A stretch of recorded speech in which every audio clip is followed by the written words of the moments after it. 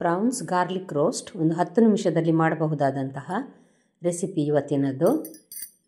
ಬೆಳ್ಳುಳ್ಳಿ ಪರಿಮಳದೊಂದಿಗೆ ತುಂಬ ರುಚಿಯಾಗಿ ಬರ್ತದೆ ಈ ರೆಸಿಪಿ.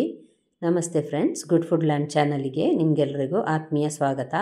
ಹಾಗಾದರೆ ನಾವು ಹೇಗೆ ಮಾಡೋದೆಂದು ಇವತ್ತು ನೋಡುವ. ಈಗ ಇದನ್ನು ನಾನೊಂದು ಅರ್ಧ kg ಸಿಗಡಿಯನ್ನು ಚೆನ್ನಾಗಿ ಕ್ಲೀನ್ ಮಾಡಿ ಇಟ್ಟಿದ್ದೇನೆ ನೋಡಿ.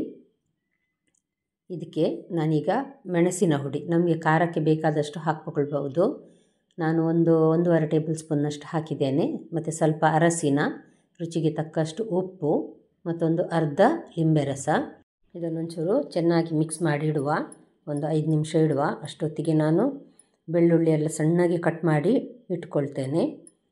ತುಂಬ ಸಣ್ಣಗೆ ತೆಳುವಾಗಿ ಕಟ್ ಮಾಡಬೇಕು ಬೆಳ್ಳುಳ್ಳಿಯನ್ನು.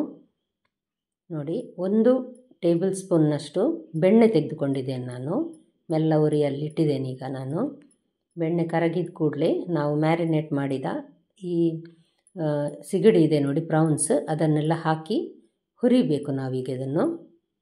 ಸಾಧಾರಣ ಹೈ ಫ್ಲೇಮಲ್ಲಿ ಇದನ್ನು ಈಗ ನಾನು ಹುರಿತಾ ಇದ್ದೇನೆ. ಯಾಕಂದರೆ ಮೆಲ್ಲ ಉರಿಯಲ್ಲಿಟ್ಟರೆ ಇದು ನೀರು ಬಿಡ್ತದೆ, ಅದಕ್ಕೋಸ್ಕರ ಹೈ ಫ್ಲೇಮಲ್ಲಿ ನಾನು ಇದನ್ನು ಹುರಿತಾ ಇದ್ದೇನೆ. ನೀವಿನ್ನೂ ನನ್ನ ಚಾನಲನ್ನು ಸಬ್ಸ್ಕ್ರೈಬ್ ಮಾಡಿಲ್ಲ ಅಂದರೆ ದಯವಿಟ್ಟು ಸಬ್ಸ್ಕ್ರೈಬ್ ಮಾಡಿ. ಹಾಗೂ ನಿಮಗೆ ಇಷ್ಟ ಆದರೆ ದಯವಿಟ್ಟು ಲೈಕ್ ಬಟನನ್ನು ಪ್ರೆಸ್ ಮಾಡಿ. ಹಾಗೂ ಫ್ಯಾಮಿಲಿ ಫ್ರೆಂಡ್ಸಿಗೆ ಶೇರ್ ಮಾಡೋದನ್ನು ಮರಿಬೇಡಿ. ನೋಡಿ, ಇದನ್ನು ನಾನು ಒಂದು ಸೈಡಲ್ಲಿ ಫ್ರೈ ಮಾಡಿದ ನಂತರ ಇನ್ನೊಂದು ಸೈಡ್ ಫ್ರೈ ಮಾಡಿ ಆಯಿತು. ಇನ್ನೊಂದು ಸಲ ಈ ರೀತಿ ಮಿಕ್ಸ್ ಮಾಡುವ. ನೋಡಿ, ಎಲ್ಲ ನೀರು ಆರಿ ಡ್ರೈ ಆಗಿದೆ. ಒಂದು ಪ್ಲೇಟಲ್ಲಿ ನಾನು ಇದನ್ನೀಗ ತೆಗೆದುಕೊಂಡು ಇಟ್ಟಿದ್ದೇನೆ ನೋಡಿ. ಈಗ ಇದೇ ಪಾತ್ರೆಗೆ ನಾನು ಇನ್ನೊಂದು ಟೇಬಲ್ ಸ್ಪೂನ್ನಷ್ಟು ಬೆಣ್ಣೆ ಹಾಕ್ತಾ ಇದ್ದೇನೆ. ಬೆಣ್ಣೆ ಕರಗಿದ ಕೂಡಲೇ ಈಗ ನಾವು ತುಂಡು ಮಾಡಿಟ್ಟ ಬೆಳ್ಳುಳ್ಳಿ ಇದೆ ನೋಡಿ, ಒಂದು 2 ಟೇಬಲ್ ಸ್ಪೂನ್ನಷ್ಟು ಬೇಕಾಗ್ತದೆ.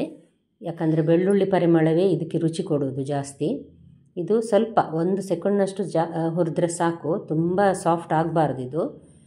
ಒಂದು ಕೆಂಪು ಮೆಣಸು 1-2 ಹಾಕ್ಕೊಳ್ಬೋದು ಖಾರಕ್ಕೆ ನೋಡಿ. ನಾನು ಜಾಸ್ತಿ ಹಾಕಲಿಲ್ಲ, ಮೆಣಸಿನ ಹುಡಿ ಸಿಗಡಿಗೆ ಹಾಕಿದ್ದೇನೆ ನೋಡಿ, ಹಾಗಾಗಿ.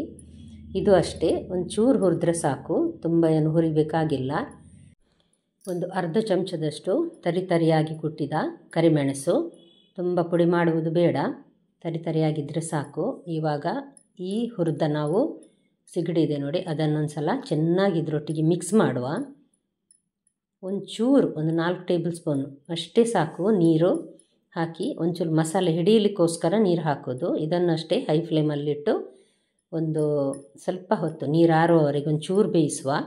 ನೋಡಿ, ಈಗ ರೆಡಿಯಾಗಿದೆ, ನೀರು ಪೂರ ಡ್ರೈ ಆಗಿದೆ ನೋಡಿ. ಸ್ವಲ್ಪ ಕೊತ್ತಂಬರಿ ಸೊಪ್ಪು ಹಾಕಿದರೆ ರೆಡಿ ಆಯಿತು.